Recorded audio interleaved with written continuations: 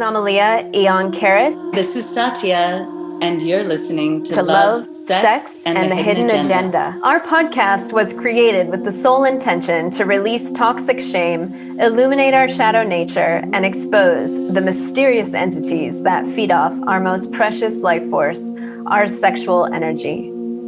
To learn more about our life-enhancing courses and transformational retreats, visit knowtheself.com. Let's dive in. Okay, we are back today with Dr. Ken Harris, inspirational speaker, healer, author. Dr. Ken Harris is a chiropractor, educator, lecturer, workshop presenter, author, and keynote speaker. Was the founder of Waldwick Wellness Center in New Jersey. The center was a multi-doctor facility providing all-natural health and wellness care for 45 years. He's also a pioneer in holistic healing. Dr. Harris first established his practice in 1974 and in 1993 established the Mind Body Wellness Education Center, dedicated to the exploration, understanding, and promotion of the mind-body-spirit connection. Dr. Harris is an honors graduate, magna cum laude, and valedictorian, it says, wow, valedictorian and former professor of New York Chiropractic College. He holds a BA in psychology and an MS in education. And that's just that's just the start. I mean, this is, if you guys listen to our last podcast, you're so much more than even that. That doesn't do it. We're just like stuck on the 52 years of marriage. Just put that in your bio. There has to be like a degree for that. Like, I don't know anyone in that realm. 25 years is the max I've ever heard. 52 years is like, I don't know. We need to have you on Oprah just for that. I hope she's listening. Judy and I have done workshops in the past, and we used to say, you know, they introduce us and we look at each other and we say, you know what our claim to fame is? And people would say, what's that? We haven't had a fight in the last 5 minutes. We went 5 minutes without arguing. Listen, it doesn't end. You have tension in every marriage. You have differences, and that's what makes it spicy. That's where the juice is. Like I said before in the first segment, if two people tell me they never have disagreements, there's no tension, they're not going to stay married for sure, because the current's not going to flow. So you got to have a little differences in the relationship. It's true. Opposites do attract. It's a physics law, so it works in marriage too. That's a good point. I have had to learn a lot about that actually in my life, because I was uncomfortable with too much conflict, or I felt that it meant, this person isn't going to love me now, or this person's going to leave, and then I kind of went there myself. If I was going to get really upset, I felt like, trouble. I guess I should make my plans. I guess I should start running now, and then that took on a life of it. That can take on a life, right? Because then it's kind of this push and pull inside of a relationship, which can be a type of spice, a type of excitement, but that doesn't feel so good, because then you're taking up a vulnerability. I've got 2 marriages behind me. And Satya, how many are you on? 2 marriages behind me. Actually, 3 marriages. 3. Yeah. You've been married 3 times, no? Yes, and divorced 3 times. And my entire family has been married and divorced 4 times. Grandparents, great aunts, parents, brothers, sisters. Yeah. So now I should be in the good part, because they all stayed married from about here on out. Do you have an ancestral pattern that maybe you can break? My dad was married 3 times, my mom twice, and then single for like the last 30 years. And but pretty much married and divorced all my family lineage, or multiple wives. My grandfather had 2 wives, one in Greece and one in America, and 2 sets of kids simultaneously. So Satya, can I address something you said in the beginning? Yes. If I could take license. you said, well, maybe they're going to leave me. Maybe they're going to do that. And you were preparing yourself already, right? You had this fear that came up in you. Mhm. And the question I always ask someone, so what will happen if that does happen? Do you have enough self-respect, self-esteem, self-confidence, like the little bird on the branch? It's not worried about the lumberjack cutting the branch off underneath their feet because they have wings and they'll fly. So it's all about feeling good enough about you that no matter what they do or don't do, you're fine. And that's where the work is. That's really where the work is. Blah, blah. I mean, that is that requires so much vulnerability. Yeah. So I think most of it would be just me immediately going to, I'm leaving before anybody gets a chance to hurt me, because that's what I saw my mother go through. And so it's always me bolting, and but to be vulnerable is Now it's interesting, Satya, because I'm super vulnerable, but I'm a runner. Like if the other person can't like meet the mark fast enough, if they're slow in any way, I bolt. My boyfriend has this thing constantly. He can always tell if my mind starts thinking of the backdoor policy. He's like, don't run. Are you going to run? Promise me you're not going to run. I'm like, wow, you got me. Because I am already thinking, because I've been alone and having to survive my whole life. My fear is like being stuck in the wrong relationship. Like I'm terrified of it. I am so terrified that I'll be like stuck, trapped, settled, flatlined, like no sexuality, no inspiration. Someone's going to suck the life out of me. I'm not going to be honored, respect. I don't know. Or I'm going to have to support them. And I'm like, I can barely support myself. Like I got enough going on over here. Don't hang on me, drag on me. So I always have this like survival backdoor policy, which I know Satya and I, have talked a lot about. Yeah. So the self-fulfilling prophecy, you set it up that way. It's unconscious. It's an unconscious setup, and you're going to prove it because you're going to manifest what you're fearing. That which you fear will come upon us. It's without a doubt. It's the law of attraction. So how do we stop it? You got to do some mirror work and some loving work and some self-esteem work. And I'm worthy. And no, why would anyone want to leave me? I'm so beautiful. No one's going to ever leave me. I'm a whole package, and you both are the whole package: intelligent, beautiful, self-sufficient, entrepreneurial. So you got to get over that self-talk. You got to break the habit of being yourself, because you're going to get exactly what you predict. It's the law. It's an unconscious law, but I mean that's what's operating here. I think if you're having, every time the tension builds, I got 1 foot in the, I got 1 foot in the wing. No, if you got to make up your mind, like to be happy in life, it's a decision. You got to make up your mind you're willing to do the work. You're all in. None of this half in, half out business. How do you know? Well, I'm an all or nothing guy. I'm going to dive right in. I'm going to make it work. And up to a point, there's a time for escape, but I'm going to give my heart and soul. I'm going to be vulnerable. I'm going to let my wife see the ugliest and most beautiful parts of me. Okay, that I agree with that. I do that in short segments of time. Like I'll say I'm all in.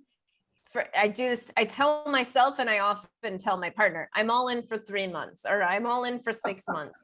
And I literally do it in increments because I can't handle more than that. Like I can't see beyond it. And so my question to you is like, when do you realize, like, when are you able to make the commitment longer? Like, did you know you're going to be with Judy for 52 years? Because that would be terrifying. I don't think I can say till death do us part or 52 years of marriage. I had no concept. No, all marriages end in divorce or death. That's the reality. One way or the other, marriage is going to end, divorce. But if you don't live in the present moment, you start fast forwarding, you're going to get anxious. I never knew. I was 21 years old, 22. Judy was 21. We only knew each other a month. I didn't have this idea I was going to be married 52 years. I didn't think I You was married after 1 month? we engaged after 1 month and we married 8 months later. Yeah, I know. But I didn't even think I would live 52 years, never mind married 52. But that's how the mind works, you know. There's only now, there's only this present moment. You know, you teach meditation. You know, as soon as you go into the future, you're gonna get anxious. As soon as you go into the past, you're gonna get But unhappy. commitment requires future vision. That's where I get tripped up. The commitment requires a future vision, and then I just start getting anxious with that future vision. Like, I don't know if I want to live here the rest of my life. I don't know if I want to keep dealing with this the rest of my life. So then I'm like, okay, I can do it for 6 months, that I'm sure. So here's my 100% all in. For 6 months is kind of the longest I've been able to like say for sure I won't run for 6 months. But then after that, I'm sort of like, I might, if I'm uncomfortable, if I feel unmet, or if I feel like certain things aren't being addressed or something, then yeah, maybe, because I'm afraid of being stuck in a relationship that goes stale or isn't growing. We stay in the relationship as long as we're both evolving as beings. There's evolvement. We're going to support each other's evolvement as souls. That's the commitment. All right. It doesn't have to be a time frame. And there's a time to adios. I don't say till death do you part. There may be a completion of a cycle. A divorce is not a failure. A divorce is just an ending. That's all. But it doesn't mean you failed. You contributed. You got something from the relationship. There was an exchange of energy and information up to a point, but it wasn't self-sustaining. And if it's not nourishing you, then maybe it is time to say adios. But I don't know about the time frame thing. I never thought of it in those terms, Amelía. I'll stay 6 months. If it works out, I'll give you another 6 months. You know, Judy used to. No, because Satya and I live in constant anxiety. And I think one of the thoughts is always like, you know, there's a fight or a conflict, and already we're thinking, I know I'm speaking for you, Satya. Yeah. Oh yeah. We've already thought of like, well, if it doesn't work out, I can do X, Y, Z. Well, if it doesn't work out, I got this. And it's almost like yeah, we're always fine. I mean, it's never a question of like, I'll be fine or I won't be able to find love. Like, oh yeah, I'll be fine and I'll find the next great love.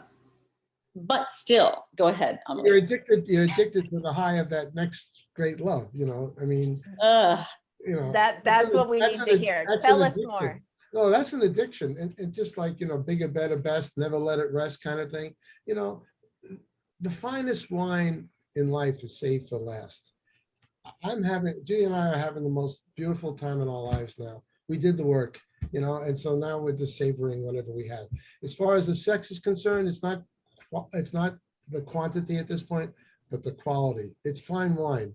Our relationship now, when we do have intercourse, is different than it was when I was 22. I mean, that's the reality of it. I mean, your bodies change, your hormones change. You're not going to always be, you know, on that high that way. But you don't need it. I mean, we could go shopping in the supermarket together and have a great time.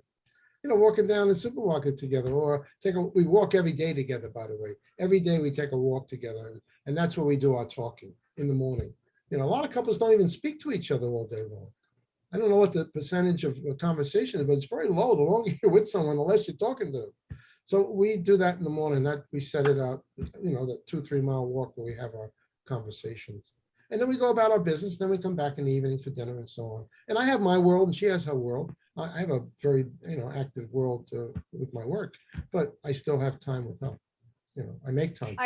I'm glad you mentioned that, Ken, because one of the things I've noticed from knowing you is that you and Judy have so many like beautiful habits that you've developed over the years that I can see are like your tradition. Like you have your summer house and you go here for 6 months and you do the same thing. You kind of have like this beautiful schedule of how you move through the year, like family traditions that you're doing. And I read it in your book also in the stories you tell about, you know, we always go to this place at this time of year, and then you have all these coincidences and, you know, synchronicities there.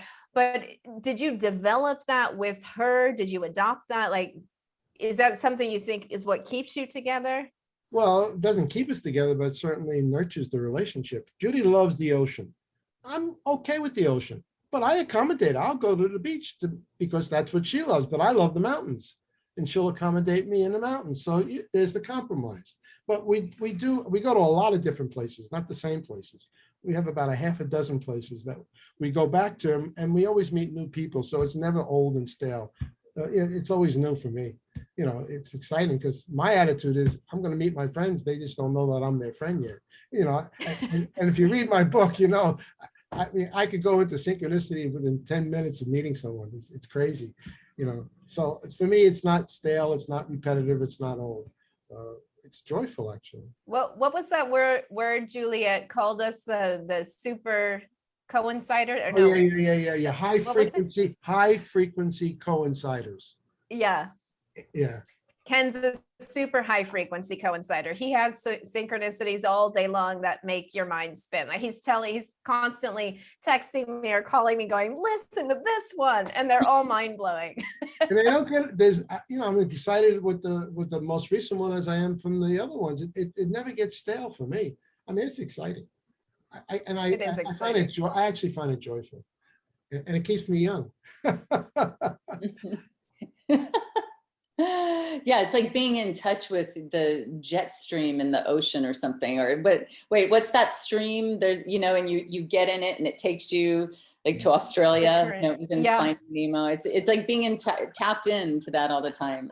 Well, it's true. Life is a river, and it will take you where you need to go, and it'll arrange people that you need to be meeting at the right time in the right place. That's a universal law. Most people are not aware of it, but that's really the divine design. Life is intelligent. I always say it. Life can be trusted. It'll put you at the right time, at the right place. Pay attention, stay aware, awake, and alert. Most people are sleepwalking. That's the problem.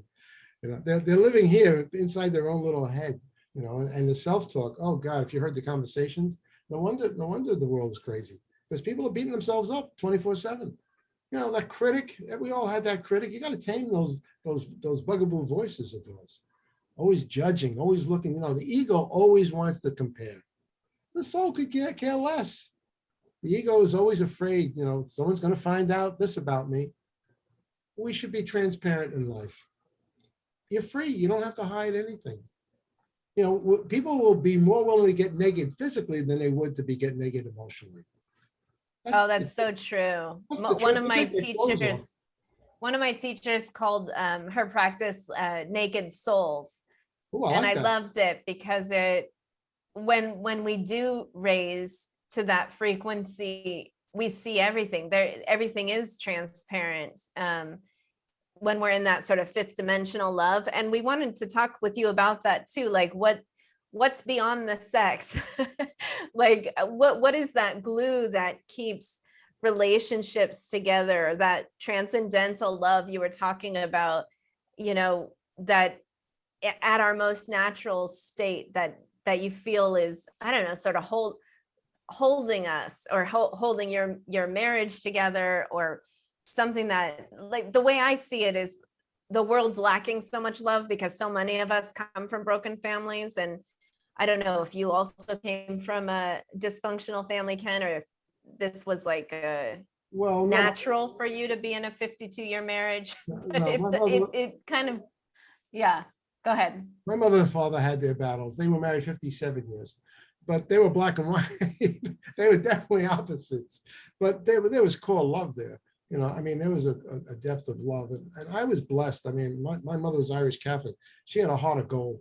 I mean, I knew love because my mother loved me. Okay. I mean, she died giving birth to me, and they brought her back, and she was told to come back and raise this little one.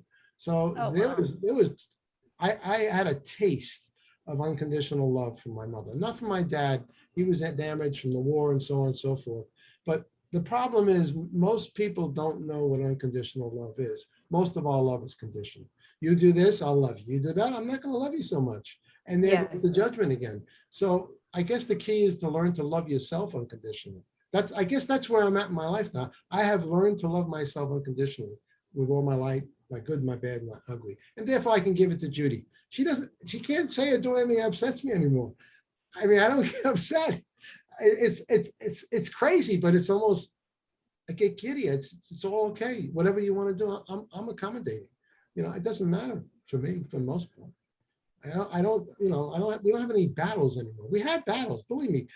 We did our work, but we're on the other side of that. This is the fine wine for us. I wake up, I'm at ease. I'm not worried about her leaving me leaving her. Or, I live in the moment with her. Knowing that, listen, I had a heart attack a year and a half ago. I didn't know how many more months I was ever going to have. So I'm living, as I say, I told you, extra innings. I had a reprieve from sudden death. So I'm living in that space and time of just thankfulness. The Lord is my shepherd, I shall not want. I don't want any, I don't really feel I want anything out there anymore. It's not about getting anything. It's my state of consciousness is about legacy and giving back. That's why I started a legacy group for the chiropractic profession, because the young kids getting out of school, they don't know anything. And so I got 6 doctors who were going around mentoring them for free, because we're passing the baton. The soul always says, the soul says, how can I help? And the ego says, hey, what's in it for me? Now, I had a lot of ego. Don't get me wrong, folks. I'm not painting myself out to be a saint. I had a lot of what's in it for me in my life. But at this point in my life, I'm 75. It's like, how can I help? What can I do? How may I be of service? That's beautiful. I feel Satya, blessed. do you have any last questions for Ken? Right now, I'm just drinking it all in and trying to remember every little thing and solidify it. I'm gonna have to re-listen to this. I know, I was already going into amnesia. Like, what did he say the point of relationship was? What did he say was the reason why we should get married in the first place? So like, should we get married? Is marriage necessary? I guess there's no one size fits all. Everybody has to figure out what works and doesn't work for them. And I'm not saying, again, don't stay in a marriage that's stale, that you're not growing. So when the growth stops between the two of you, then maybe it's time to adios. And of course, don't stay in a marriage where you're being abused emotionally or physically. That's a no-brainer. Women should never, ever, ever tolerate that under any circumstances. Yeah. Pick up your bags and say, adios. You got to love yourself enough to do that. I remember the poem by Orion Mountain Dreamer. I think her name is Orion Mountain Dreamer. When one day her husband said, hey, go back in the bedroom and behave yourself. She took her 3 kids and left. She wrote a beautiful, The Invitation, I think it was called. It's a beautiful poem. It's a beautiful poem where she finally had enough self-respect to move on. Don't give yourselves away, women. Be who you are. Don't submerge yourself to a man. Not necessary. Male and female created whatever us, and together we do the work. It's not you're not any less or any more than anybody else in a relationship.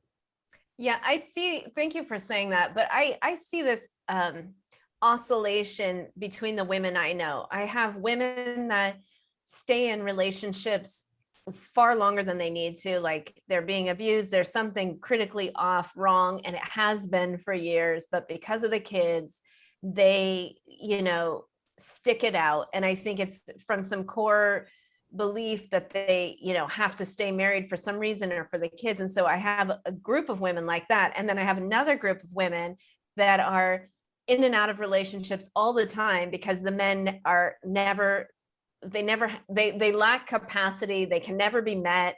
They're never, successful enough, loving enough, romantic enough. Like they somehow aren't meeting the mark. So I have these ambitious women who are kind of divas, like Satya and I skate between them, but we sort of, and I think her and I have this middle view about it. Like we do marriage, we do relationships, we do commit, but then we're constantly terrified of being over here with those girls and terrified of it being the forever single switch. So we're kind of what's the answer? I don't know if you have one, but well, I would suggest, if you have anything to say on that. Well, I would just suggest that the 5 love languages, the questionnaire is very good.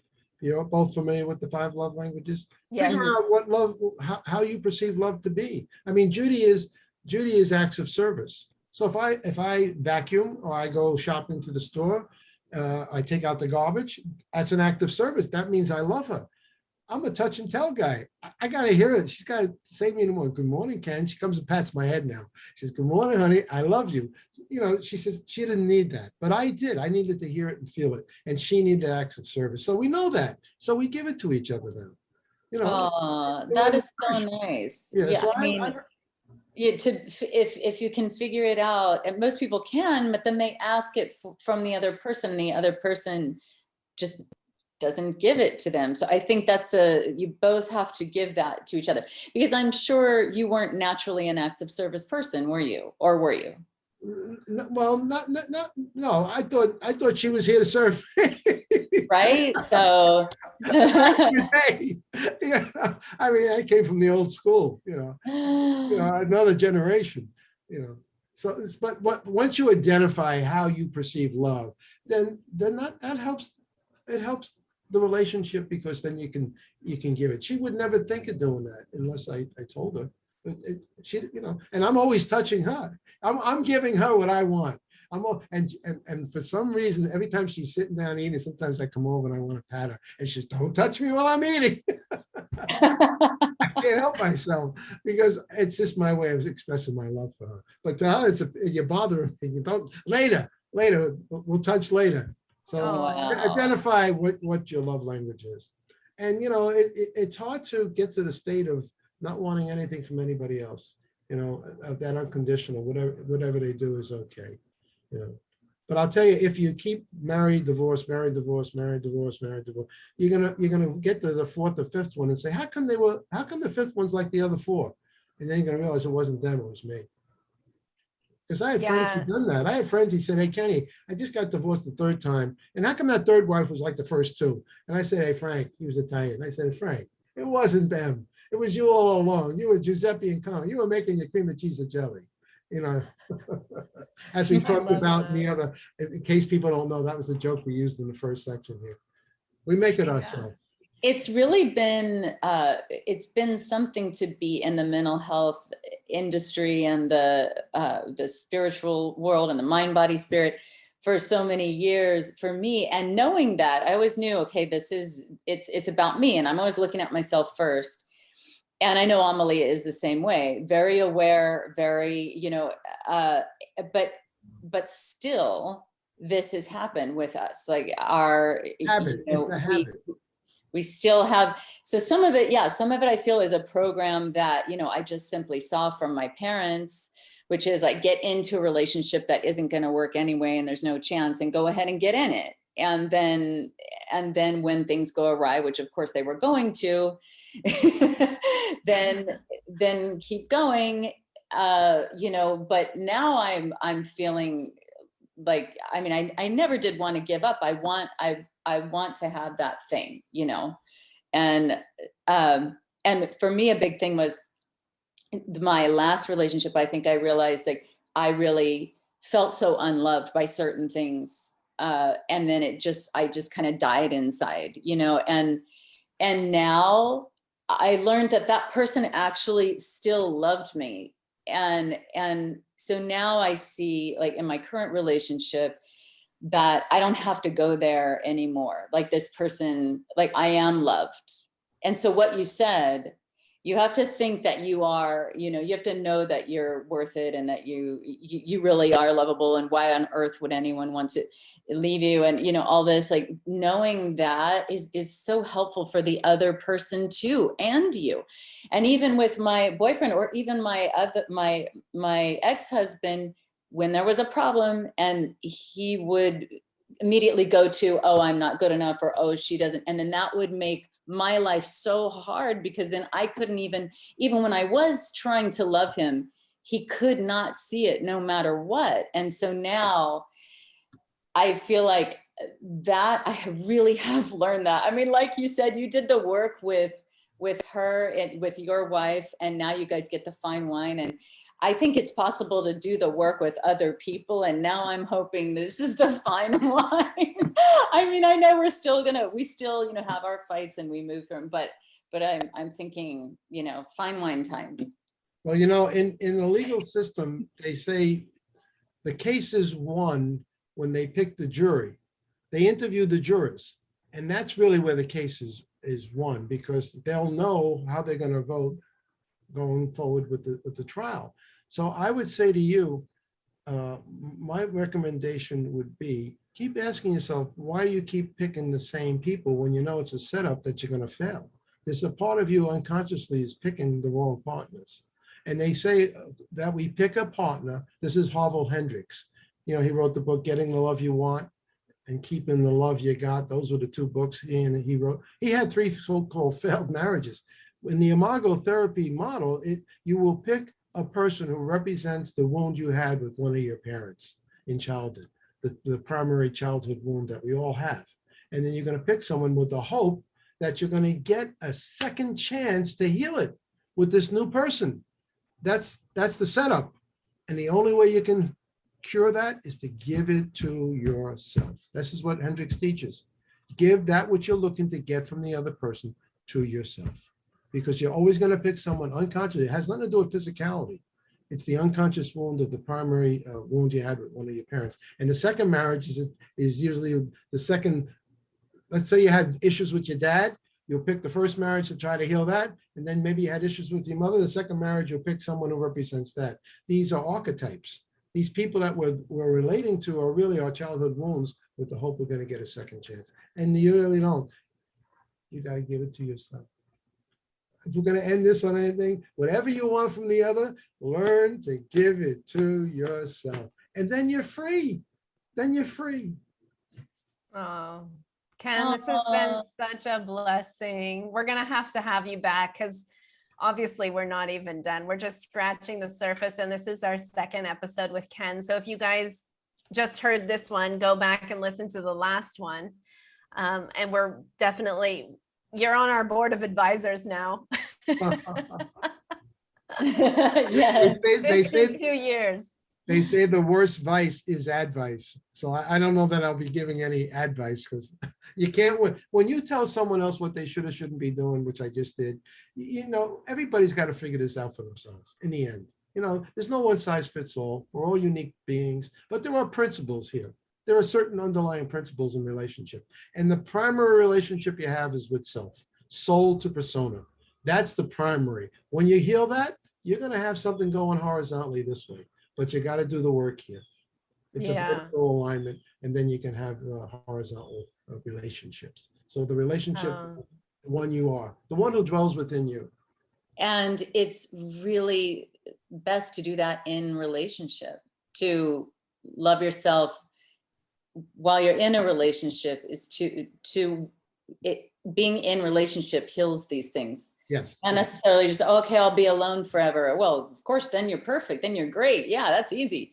Right. The challenge I feel comes in fantastic when I'm alone. It's the crucible. The relationship is the crucible for the clearing of the patterns, for the shadow aspects that we all carry. You know, the monks in the Himalayas, they had no stresses and strains the way we do in the modern world. It's hard to be a monk in the modern world, you know, the way it is. Yeah. You got to support yourself and all that other stuff. But relationships, it's easier to be by yourself than it is to be in relationship. Let me put it that way. And a lot of people choose that. There are a lot of people that say, you know what, I'm done. I'm going to stay by myself for the rest of my life. Not everybody's supposed to be married. I don't think that's the ideal. Not everybody wants that. Each soul has to figure it out for him or herself, would be my best advice.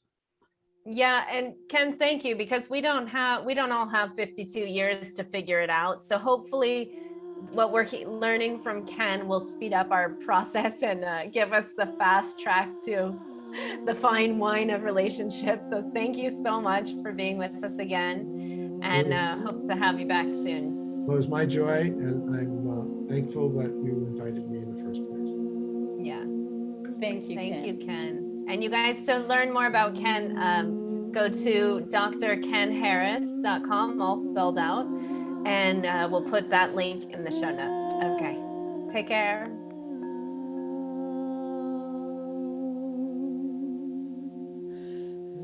To learn more about our life-enhancing courses and transformational retreats, visit knowtheself.com.